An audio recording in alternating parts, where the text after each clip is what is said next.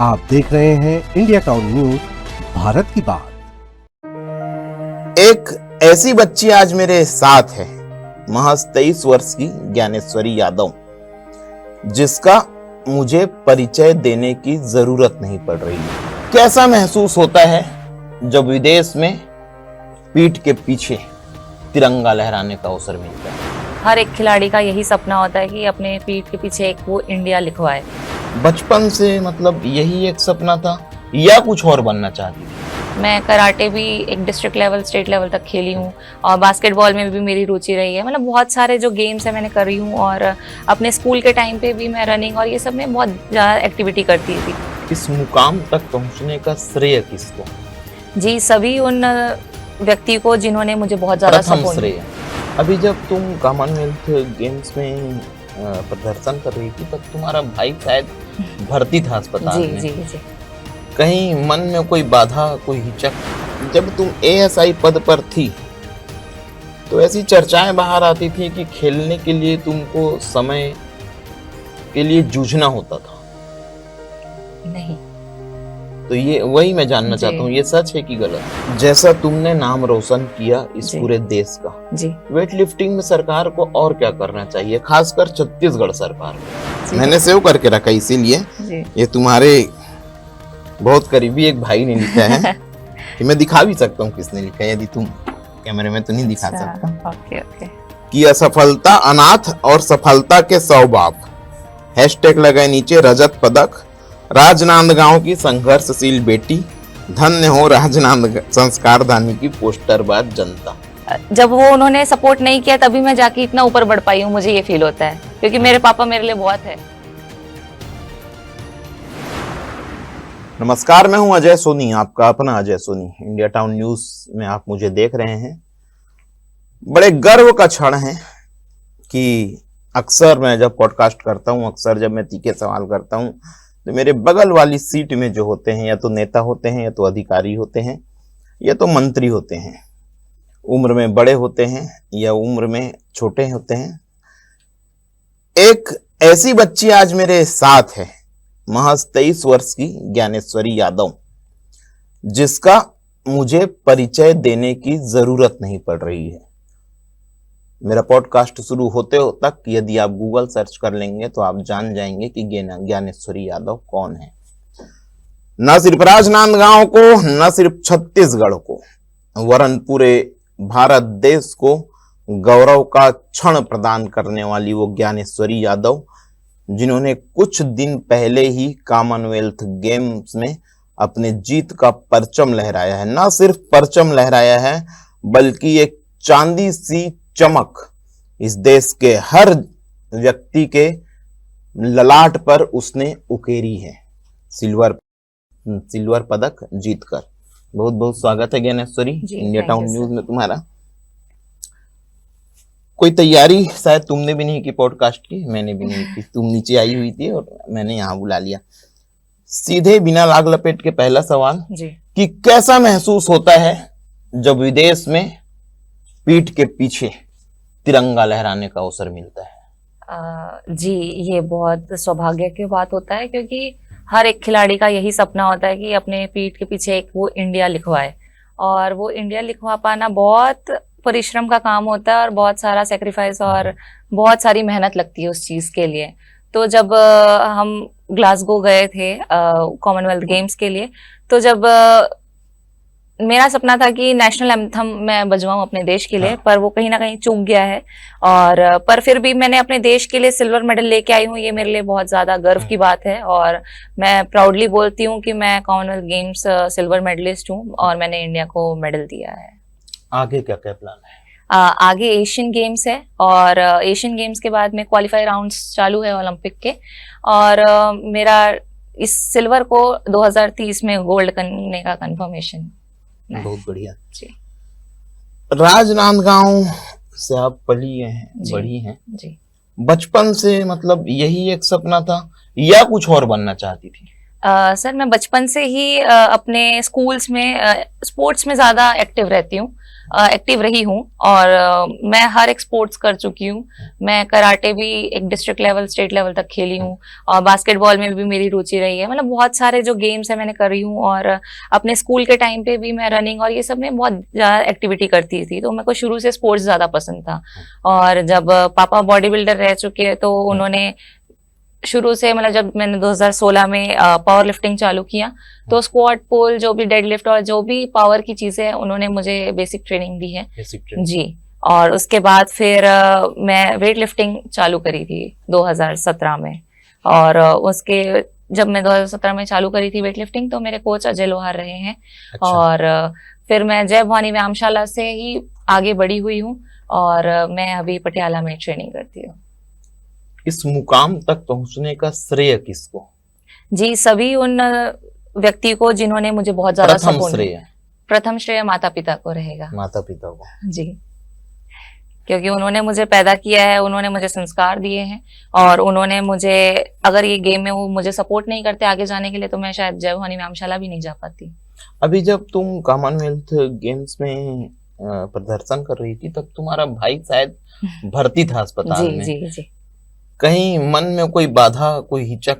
जी, इस बारे में मुझे पता नहीं था, मेरे घर वालों ने ये चीज मुझे नहीं बताई थी। अच्छा। क्योंकि उनको पता है कि मैं अगर सुन ली ये बात तो मैं कहीं ना कहीं टूट जाऊंगी और मेरा वो फोकस नहीं रहेगा कि मैं वो परफॉर्मेंस दे पाऊं जो मैं, अगर वो मुझे पता होता शायद वो परफॉर्मेंस मेरा नहीं आता।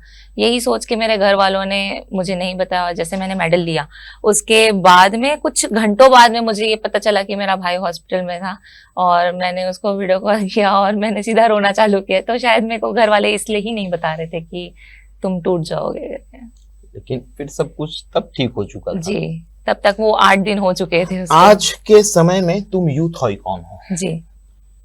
जो तुम्हारे उम्र की जो बच्चियां होती हैं, अभी मैं जंतर मंतर भी गया था, दिल्ली में से लाइव था मैं, वहां मैंने तुम्हारी उम्र की बच्चियों को देखा, वो एक अलग रास्ते पर चली हुई हैं जी। और बहुत से और बच्चियों को देखता हूँ, कोई नशे की जद में, कोई हमारे आदि भाषाओं की जद में जी। उनको अपनी ओर से सीधे क्या संदेश देना चाहोगे?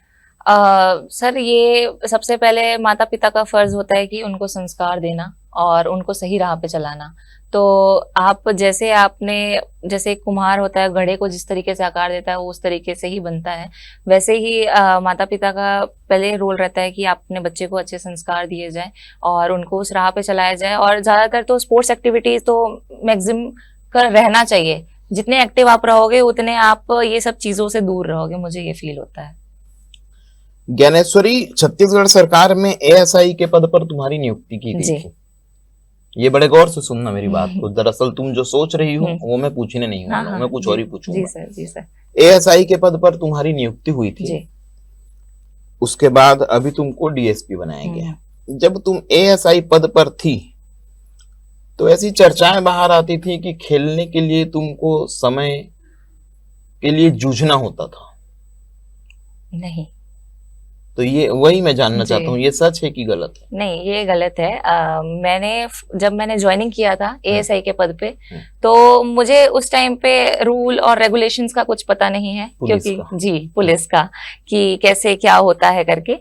तो मैंने ज्वाइनिंग किया और मैं अपने ट्रेनिंग के लिए निकल गई। फिर उसके बाद में मुझे विभाग से फोन आया कि आपने लेटर नहीं दिया, एप्लीकेशन नहीं दिया। तो कुछ दिन ये चला था और उसके बाद में फिर ये हुआ था कि उन्होंने कंसर्न किया कि प्लेयर है, स्पोर्ट्स पर्सन है, और फिर मैंने साई से लेटर भिजवाए अपने कि मैं यहाँ ट्रेनिंग करती हूँ और मेरे ये शेड्यूल्स हैं और मैं इस कॉम्पिटिशन्स के लिए तैयारी कर रही हूँ। तो विभाग ने मुझे इस चीज के लिए बहुत ज्यादा सपोर्ट किया और मुझे मैं हर साल एक लेटर देती हूँ और वो मुझे 1 साल का पूरा छुट्टी देते हैं और ऑन ड्यूटी रखते हैं ताकि मैं अपने गेम पे ज्यादा फोकस कर सकूं। ज्ञानेश्वरी, अभी जैसा तुमने नाम रोशन किया इस पूरे देश का जी, वेट लिफ्टिंग में सरकार को और क्या करना चाहिए, खासकर छत्तीसगढ़ सरकार को? जैसे कि हर स्पोर्ट्स में मुझे ये फील होता है कि एक इंफ्रास्ट्रक्चर जो है वो जरूर होना चाहिए। हमारे पास में जिम जो है और वो जगह की कमी है और बच्चे हैं, इक्विपमेंट्स नहीं है। और जो इक्विपमेंट्स होते हैं वो जब होते हैं और एक प्लेटफॉर्म मिलता है तो बच्चों के अंदर जुनून और जोश जरूर आता है कि मुझे प्लेटफॉर्म मिल रहा है, मुझे फैसिलिटीज मिल रही है, तो वो इम्प्रूवमेंट्स भी आते हैं बच्चों के अंदर, तो वो कहीं ना कहीं डिस्ट्रिक्ट और नेशनल लेवल पे दिखाई देते हैं। तो वही है कि वो थोड़ा जरूर। इंफ्रास्ट्रक्चर और अपने को प्लेटफॉर्म की जरूरत है ज्यादा। चलिए एक प्लेटफॉर्म मतलब कि स्पेस Space की की जरूरत है जी। एक सवाल और लेता हूँ, उसके जी। बाद एक अलग सा सवाल लूंगा जिसमें शायद तुम थोड़ा सा हिचक जाओ। जी कि आज भी बहुत सारे माता पिता हैं जो अपनी बच्चियों को जिम जाने से, व्यायामशाला जाने से रोकते हैं। मतलब कहीं उनके मन में है कि ये असंस्कार हो सकते हैं, ये बच्ची बिगड़ जाएगी, कुछ होगी। उन माता पिता लोगों के लिए क्या संदेश देना चाहती हो? जी, आप अपने बच्चों को समझिए थोड़ा, और उनकी रुचि जिसमें है, अगर वो पढ़ाई में अच्छे है या पढ़ाई करना चाहते तो ओके है, और अगर वो कोई स्पोर्ट्स करना चाहते तो उनको सपोर्ट करिए, क्योंकि सोना कब उभर के मतलब डायमंड बन जाएगा पता नहीं चलेगा आपको। जैसे ज्ञानेश्वरी बन गई।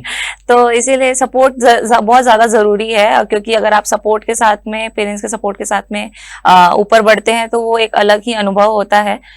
तो वही मेरा अनुभव है जी। चलिए, ये एक पोस्ट मैंने सेव करके रखा जी, है जी, जी। तुम्हारे आने से पहले। तुम्हारे एक भैया हैं, उन्होंने कल रात में पोस्ट किया था।